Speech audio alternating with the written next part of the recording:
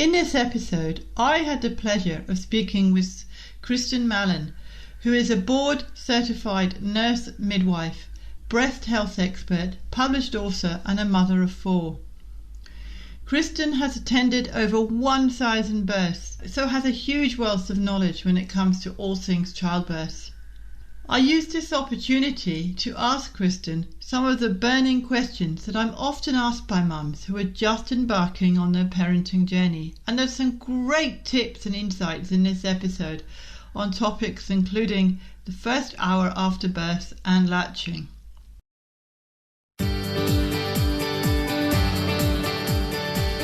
I'm infant massage instructor Helen Thompson.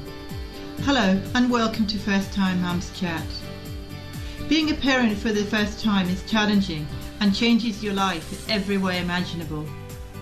To help ease your transition into parenthood, I aim to offer supportive, holistic approaches and insights for mums of babies aged 4 weeks to 10 months old.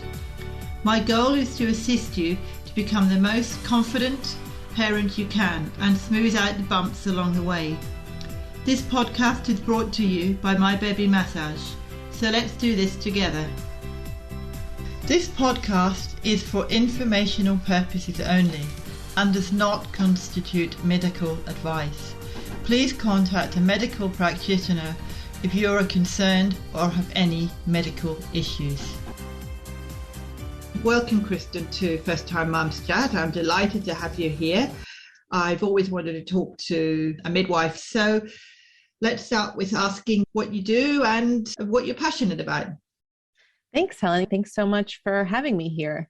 So I'm a midwife in private practice in America, and I've been a midwife for 16 years and had a very busy practice. So even though it's only been 16 years, some people would say 16 is a long time. It's been many, many, many women throughout the years. And that's what I'm really passionate about. I really love working with women before they give birth, because I believe that when the baby is born, the mother is born too.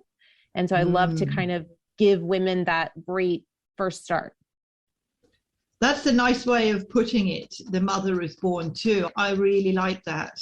That's nice, because you don't normally hear that very often, that the mother is born too, because she's born to a new life. You know, she's a mother in some ways before the baby is born, but I feel that it really comes to full fruition when she holds the baby in her arms for the first time. That must be such a lovely experience for you as a midwife, but also for the mother as well, picking up the baby and just passing it. Do you cut the cord before the mum cuddles? So there's a lot of talk now about when to cut the cord, and there's a lot of discussion. And so that's in a lot of prenatal conversations ahead of time about when and to do delayed cord clamping, to not do delayed cord clamping, to do cord blood collection, to do what's called a lotus birth, which is when you wait for the placenta to be born before you cut the cord. So lots of different options, and women and families have all different options. And I don't cut a lot of cords, believe it or not. A lot of times a woman's partner will cut the cord, or a woman herself will cut the cord.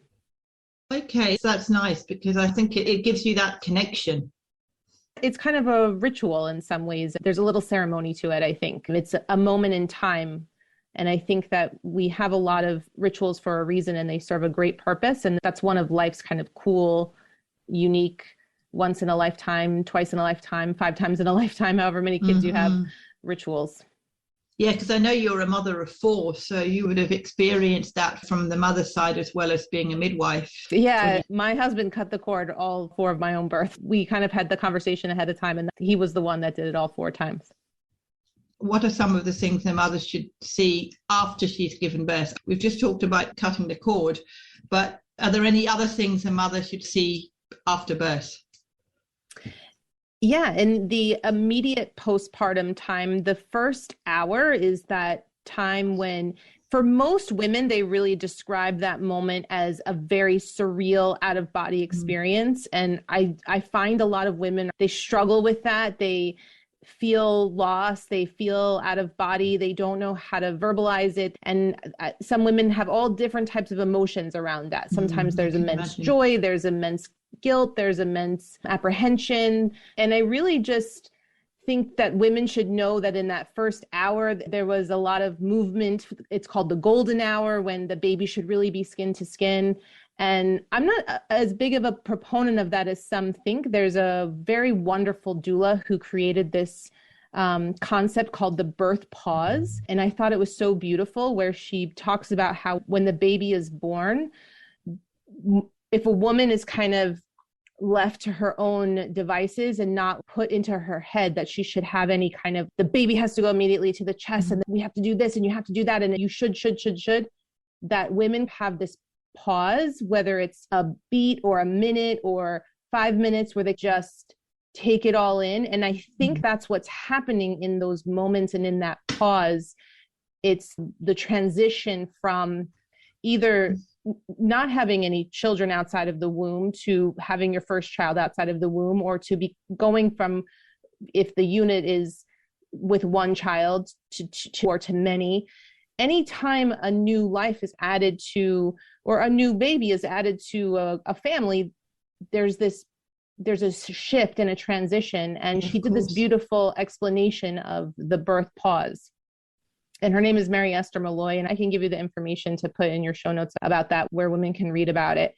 And then that first hour, I think we have to kind of let go of what should happen in that first hour. Some women don't want to hold the baby. Some women do want to hold the baby. Some women want their partner to hold the baby. Some women need a minute to kind of collect themselves, and they need a moment alone, or they want to be in darkness. Some women want to be surrounded by lots of people. And I think that all of those things are accepted and okay. And even when you look at a newborn and doing infant massage, working with a lot of infants, you would know this too. A newborn isn't always rooting right away, isn't always ready to nurse immediately within that first hour. Some are, and some aren't. And so sometimes women can frustrate themselves if they have this feeling of should nurse, should have to breastfeed in this first quote unquote golden hour. So I always tell women, the skin to skin isn't really important for the first hour. It's really important for the first 48 hours until the milk is coming in. And you have 2 days to do that important skin to skin, to tell your brain, okay, make milk now. Okay, brain, start releasing the hormones that are going to start making milk. And I find so often that women in prenatal care are so obsessed with this golden hour, and they get obsessed with colostrum, and they get obsessed with the baby was born at 9:42. So until 10:42, the baby has to stay on my chest, and you can't do any tests, and you can't weigh the baby. And some babies, about 10% of babies, do need a little assistance after birth. They need a little observation, a little assistance. They need a little kind of rub on the back or pat on the head. And women kind of get disappointed if they fall into this 10% and their baby ends up needing a little bit more observation. And when I go see that same woman the next day or several hours later, if she gives birth at 10 p.m., I'll go the next morning and see her just maybe 12 hours later, and the baby's laying in the bassinet. And I'm like, oh, you've missed the point of this skin to skin conversation that we've been having as birth workers for so long. It's not about the first hour. It's really about the first 48 hours. And you mentioned the rooting reflex. I know what that is because of my background, but for mothers that don't know, what is the rooting reflex? So the rooting reflex is when the baby is kind of smacking its lips, licking its lips, opening and closing its mouth, making big mouth movements. And what I've noticed is that women who tend to have relatively quicker labors or relatively faster labors, their babies sometimes do tend to show these signs of readiness and willingness to breastfeed, sometimes a little bit quicker than a baby who has gone through a longer labor itself, or who has gone through a longer second stage of labor. So the second stage of labor is you get to 10 centimeters and now you're starting to push, and you're pushing for maybe 2 hours, 3 hours, 4 hours. In the States, we let women push for 4 hours before we say it's arrest of descent now. Our new standards have changed. It used to be 2, and then you evaluated, and then 3, and you were saying, okay, we can do a C-section at 3 hours of pushing, but it's changed to 4 hours. So sometimes we have women that are pushing a long time, and those women are exhausted, and they need that birth pause more than ever, and the babies need it too. And those babies don't always come out ready to breastfeed immediately. And Yeah. women sometimes get that birth disappointment that I'm always trying to avoid through education and through talks like this and through working with women through prenatal care, that it's okay if the baby doesn't get to the breast. We actually tell women they have 4 hours to get the baby to the breast after the baby's born. And sometimes it does take that long. It can take 2 or 3 hours before the woman and the baby have really recovered. I mean, the woman, I think emotionally, it's hard to know what's really going on with a neonate, but I think they're both recovering, especially from these longer labors or these labors that have these longer second stages where the pushing part can be quite drawn out.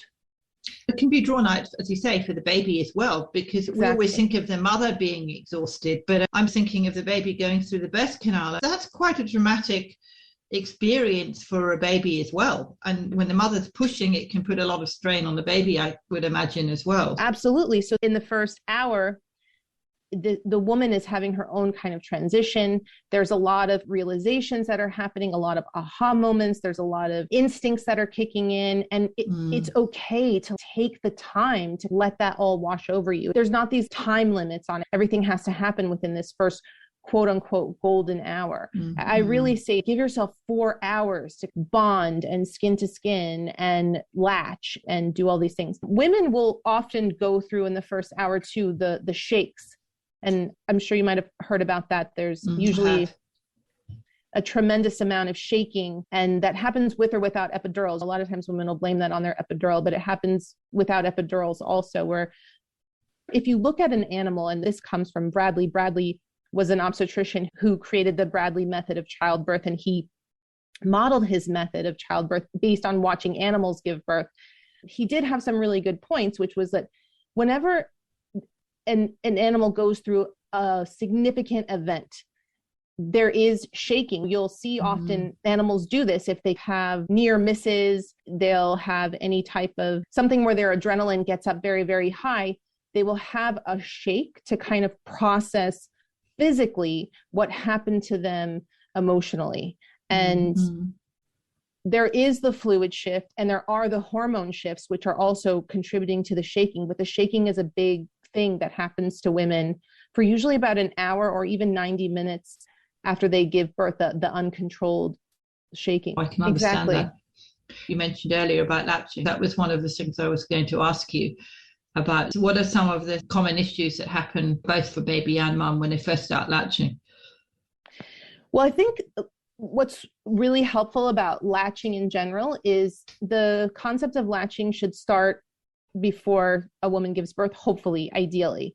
And we don't really live in a world anymore where we grew up watching women breastfeed, where it was something that we saw all the time, where, you know, the women are told to cover up all the time, and you didn't see your mother breastfeed your aunts, your cousins, your sisters. It wasn't a common thing. So we didn't have that visual learning of the proper position and holding and what it should look like. So we've lost a lot of that just as a society and a culture. And so I really encourage women to take a breastfeeding class before they give birth, but it's very helpful to understand what latch should look like, the proper latch techniques, different positions, different holds. So you have some ideas of how to troubleshoot if it should come up. The other thing that I think is incredibly important, and some preliminary research is coming out about this now, is the supplementation of DHA and EPA, which are omega-3 essential fatty acids. So this is big in the States. It's not so big in other parts of the world, but research is coming out that lip tie and tongue tie has been associated with decreased levels of omega-3 essential fatty acids, and specifically EPA, which is an omega-3 essential fatty acid. So I think the supplementation of EPA is incredibly important. And then the last thing is that some women actually have flat nipples or inverted nipples. And this is a question that I have on my own personal checklist in the office to ask women in the third trimester. If they've had an exam by one of my colleagues, it might not have been noted. And so I'll say, do you have flat or inverted nipples? And obviously women know immediately what I'm talking about. And that is something that there's all these tools that can be helpful that you can have antenatally, like the latch assist and the nipple shields and nipple shells. Yes, I've heard of those. to help with latching if you have flat nipples or inverted nipples, because the worst thing is you don't want to be on the finish line and then all of a sudden you realize you don't have all the proper tools that would make it a lot easier. And then for latching, what we know to be the most effective thing to get women to latch is to have an experienced guide help you and watch you latch. So wherever you give birth, in the home, in a birthing center, in a hospital, having experienced personnel who have lactation experience, who can help you latch the first time, the second time, the third time, is proven to be extremely beneficial for long-term breastfeeding success rates.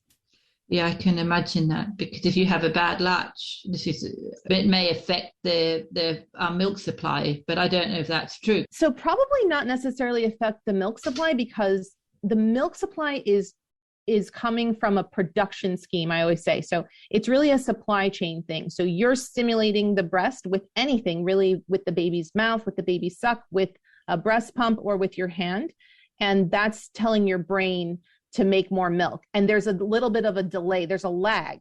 So as long as you're stimulating the nipple, you're going to make milk.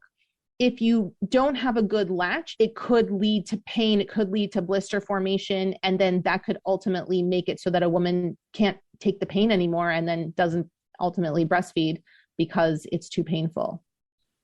When my sister gave birth with my niece, she breastfed both my niece and my nephew. But when she gave birth to my niece, she said that she used cabbage leaves on her breast because her breast was so painful.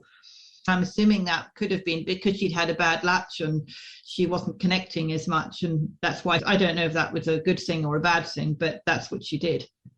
Yeah. So cabbage leaves are kind of an old wives' myth, whether they work or not. If they work for you, that's great. For engorgement, or when the breast can get overfull.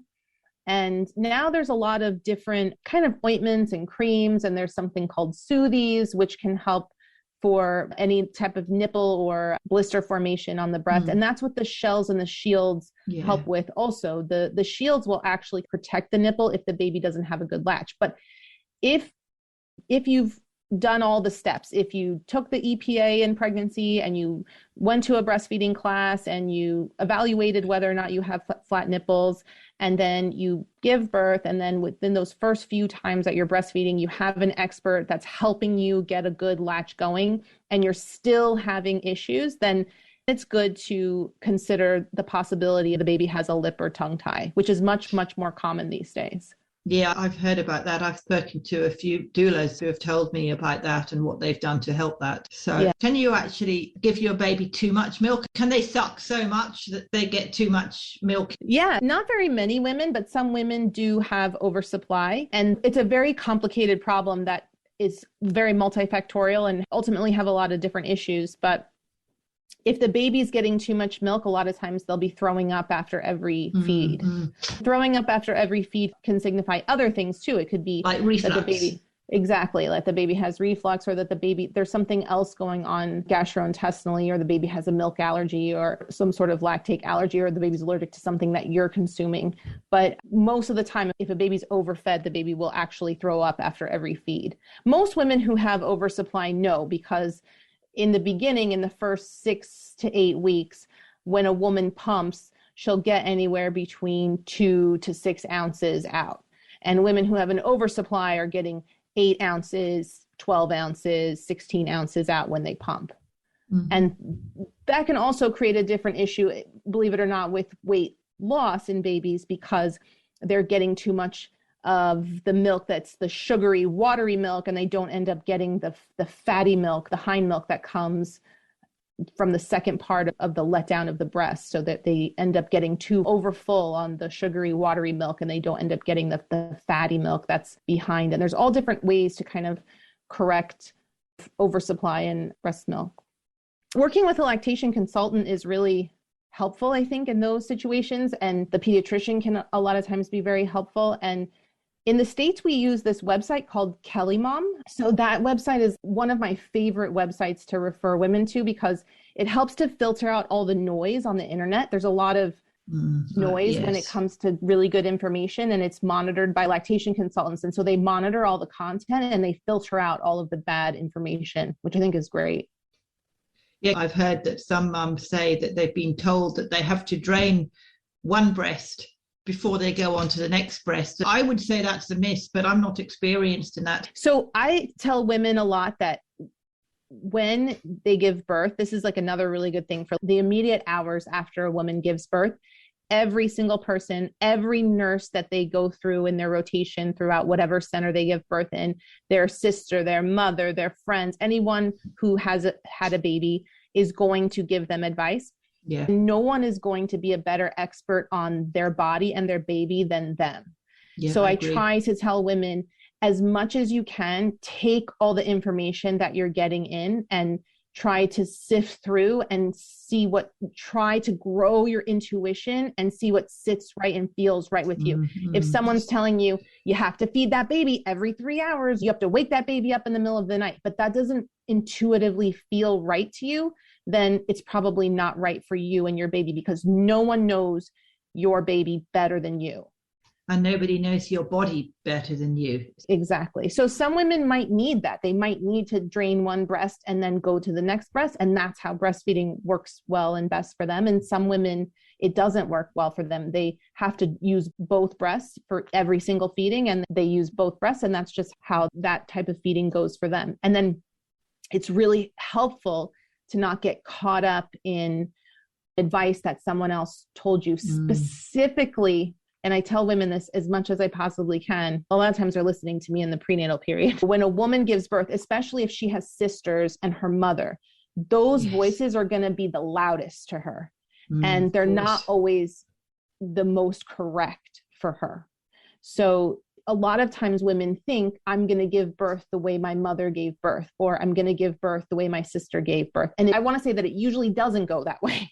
And so it works both ways. It works in a woman's favor sometimes. And she's like, oh, my mom had this horrible labor and it was 4 days long, and she surprises herself and her labor is only 12 hours long. And it works the other way. Well, my mom's labor was 4 hours long with all 5 of her kids, and I was her oldest, and she pushed for 15 minutes with me. And then when that woman's labor doesn't go that way, she doesn't really understand why, and she thinks something's wrong, when in fact nothing's wrong. I feel we've covered a fair bit, but is there anything else that you feel would be beneficial to mums? We talked a little bit, Helen, you and I briefly about this before, but the postpartum period is really a year. And I really think women should give themselves the freedom to experience that whole time and that whole year that it takes to recover from giving birth, especially with their first, because that's the greatest transition when you go from having no children to having one child. And all these great points that you brought up about the first hour, and we don't have to have all these should. You know, Tony Robbins, that guru, says you should all over yourself when you have all these shoulds. And everything is really, however you experience it and the way that go through it is okay for you, and really a beautiful thing. And that's the fun. And I try to tell women that a lot. They're like, I don't know when I'm going to go into labor. And I'm like, that's kind of the fun of it. And I don't know what to do. I've never been a mom. And that's kind of the fun of it, figuring it out and not having these expectations of not just the birth, because birth disappointment is a whole another podcast topic that we could go on. Yeah, of course. I think what you bring up is the postpartum, the few hours and days in the postpartum time. The baby should have this hour latch, and that I should do this, and I should be doing all these things, and then just throw that out the window. And there's a lot of wiggle room. You know, babies are born with this brown fat that they metabolize, and they're meant to lose a little bit of weight after they're born, and that's normal. And women should cut themselves a break. We're so hard on ourselves, and we should really just go a little easier on ourselves. And the postpartum period is no exception.